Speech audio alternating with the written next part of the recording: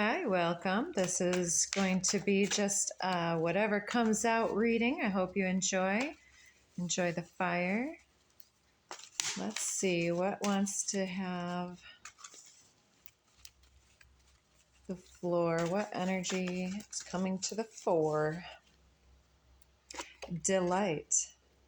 Well, I'm delighted to see that. Number 19, delight, fills us up with the light of the sun, the feeling of joy, some type of ecstatic moment, happiness, what is going to bring us ultimate and true happiness.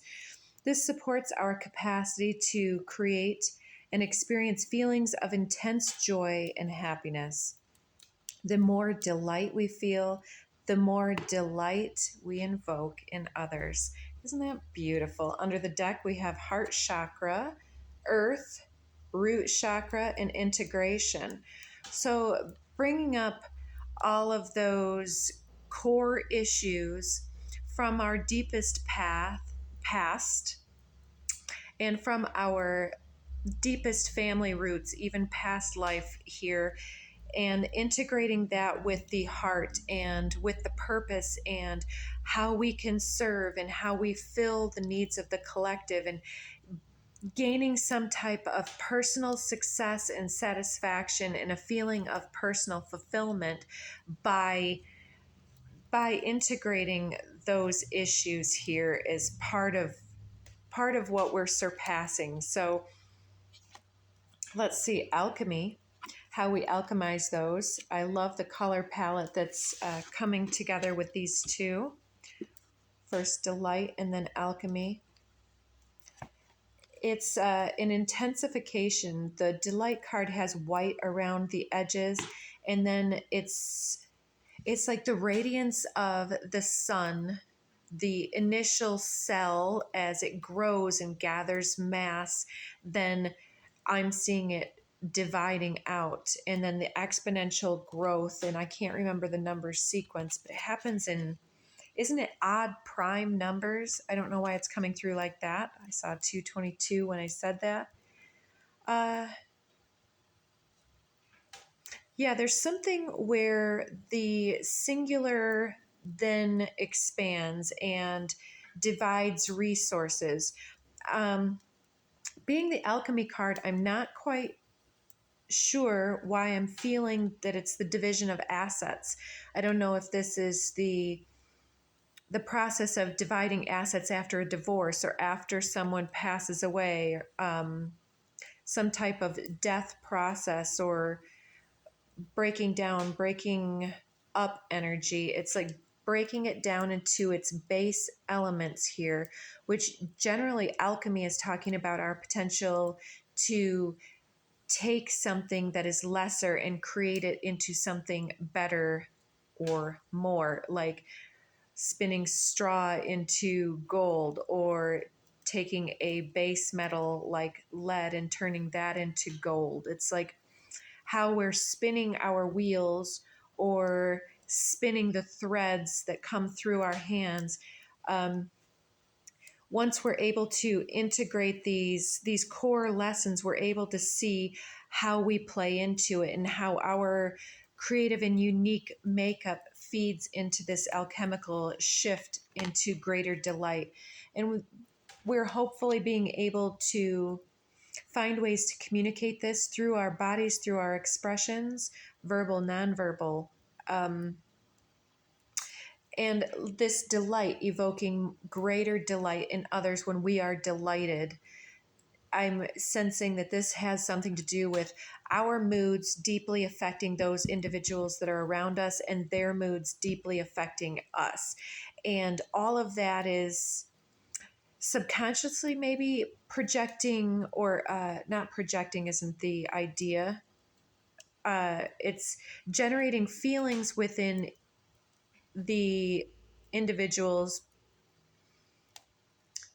How do I want to say this? It's taking it to a more subtle level than possibly either individual is aware of. But when someone is always in a low energy, that comes in with them every time. And the other individuals interacting with this energy can hardly distinguish if that's your new static state, that just seems to belong to you, versus when you're happy and you come in and you light someone up. There's a difference that happens between if you're lighting someone up or always pulling them into the abyss. And it's not to say that we always need to act as though we're happy and be this false masked individual, like, oh, everything's all love and light, because we know that's not sustainable. It's not authentic. It doesn't help anyone, because the subtle realms are more greatly communicated than the above board. And if something is subtly at play and someone is playing nice or masking, there's the idea that we can sense that something is wrong. Something is simmering below the surface here that is ready to be communicated. And there's some type of trigger point that needs to be reached, or a fear threshold to be surpassed, that keeps coming up today, in order for this delightful message to be communicated. And it's a matter of also timing. So it's timing and preparation between both individuals. And it seems to me like someone is waiting to communicate something that's going to make someone else very happy, heart based. Maybe someone's telling somebody of their feelings, or even proposing. I know that today, being Valentine's, a lot of people have very, they like to do fun, spontaneous, romantic things on this date. Third eye chakra. So we kind of have an idea or an inkling of what's ready to be communicated. We have an intuition about either if something is wrong or if something doesn't quite fit. But then also talking about that fear threshold, let us not block our third eye with fearful resentments or otherwise, that shifts our alchemy into taking gold and spinning it into straw or lead weight, dead weight. So clearing out that third eye, communicate clearly and authentically if you're having fears, if you're having low emotions, but definitely seeking your own resolutions here is going to help you to push through. And then we're getting universal love again. That one came out in a previous reading today. And what else? Discernment came out in that same reading. So perhaps for some, there's almost an absence of alchemy or a faulty alchemy, and we need to communicate about our boundaries, or I hate to use the word expectations because that's very loaded and heavy, but perhaps there's a new standard that needs to be brought in so that a greater, more loving situation can emerge. Like if your happiness is being compromised by an inability or lack of good timing to communicate something powerful, trust the process that if it is in light of loving goals and the highest good for both, perhaps what you're waiting to say is going to make the other individual happier than you're afraid that it might. Speaking up at this time, using your discernment as to how to deliver this, using your alchemy to help your message not to be misconstrued or not to have that be creating problems in the relationship, but to also create the sacred keys that unlock what both individuals have been wanting here. So both, all, self, take this as you must. Anything else? Transition, Merkaba, fertility. So there's an opportunity perhaps even to expand your influence here, to take some type of opportunity to speak maybe even to a group about maybe some spiritual insights, some loving insights, to help individuals. Guiding discernment tells me that you are potentially seeking a guide or being a guide, whether in a personal circumstance or on a greater, more collective level. And so for this one, I think this is going to be our last video for today. They're all uploading out of order. So hopefully you'll get something that speaks to your situation and circumstance.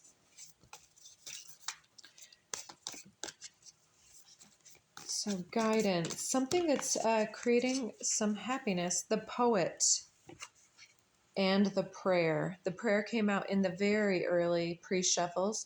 The prayer is talking about taking the time to connect deeply with your intuition about what it is that's going to make you happy, your potential to express this and to create this for yourself at 1111, self-sovereign, and to use your intuition to guide you and to tap back into your spirituality and your spiritual practices, to generate a greater feeling of universal love and support. So this can happen through reverence, gratitude, and prayers.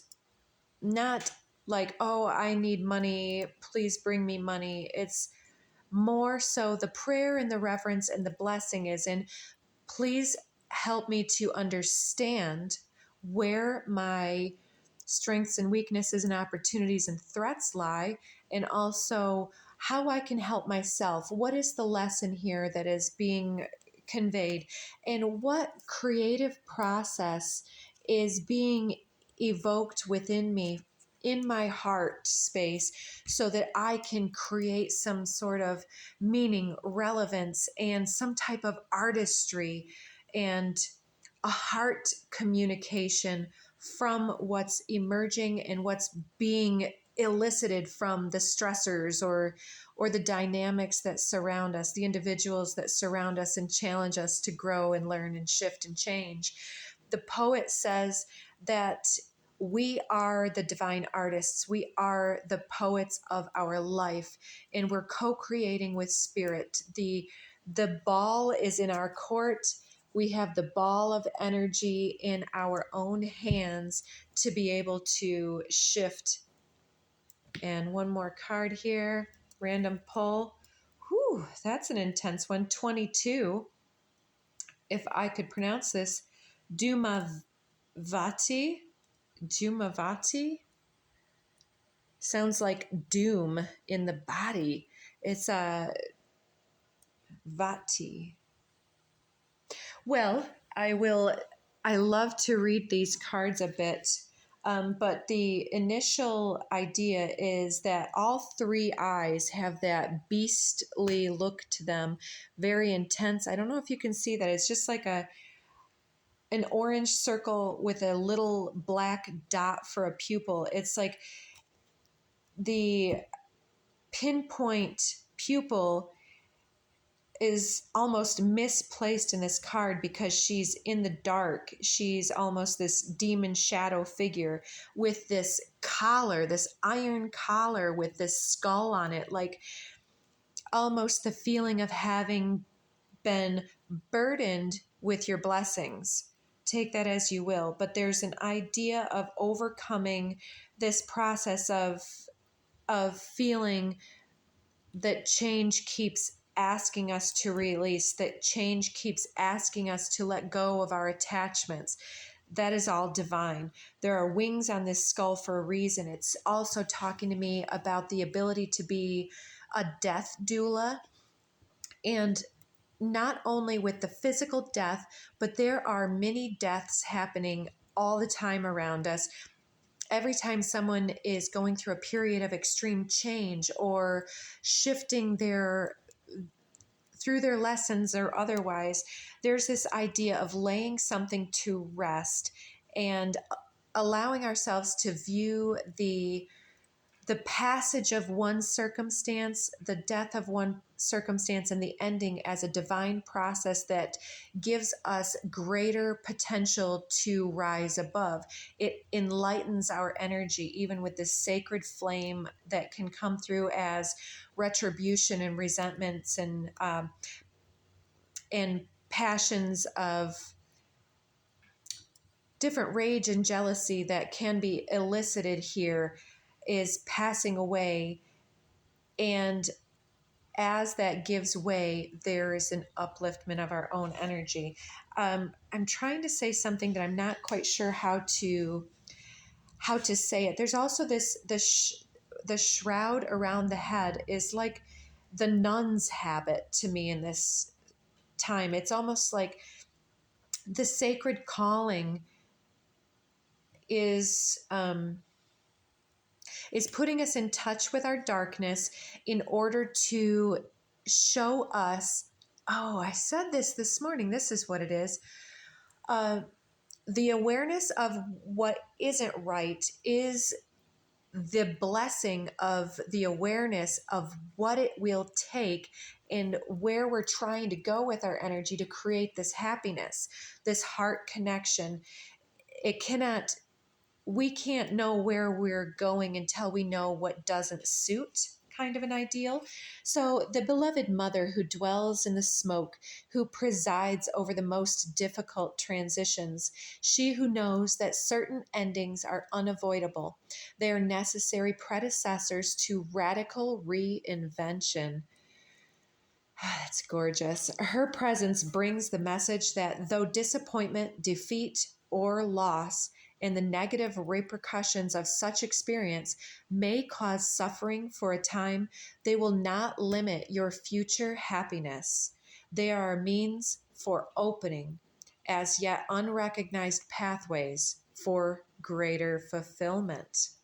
Your trust must be unconditional at this time, and later you shall see that everything has worked out for the absolute best.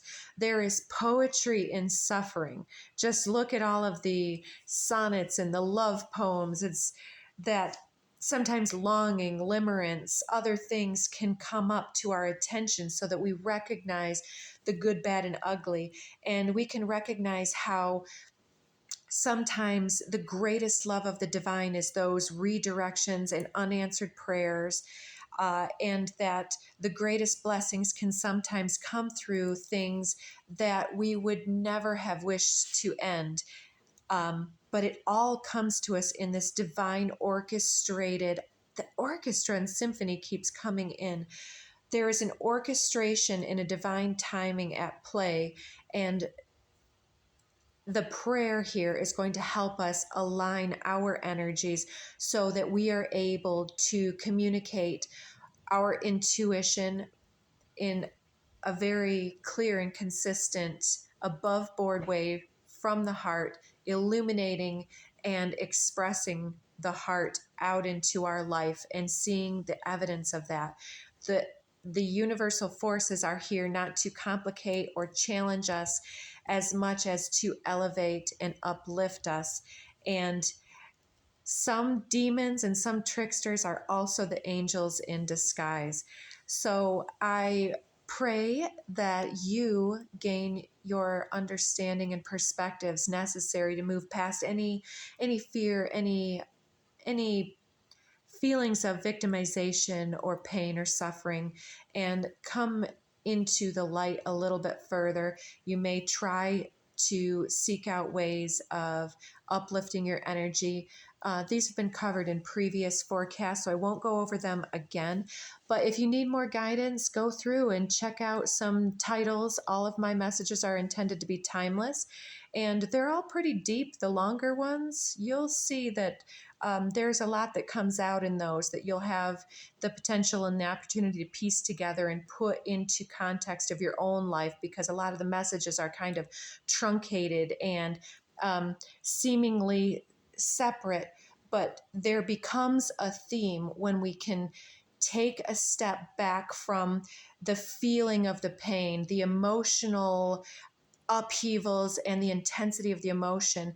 And if we can detach from the intensity, to step back and to honor where we're at in the moment, and to seek for that, not the silver lining, but for the base metals and base resources that we are prepared and capable of transforming into our lives.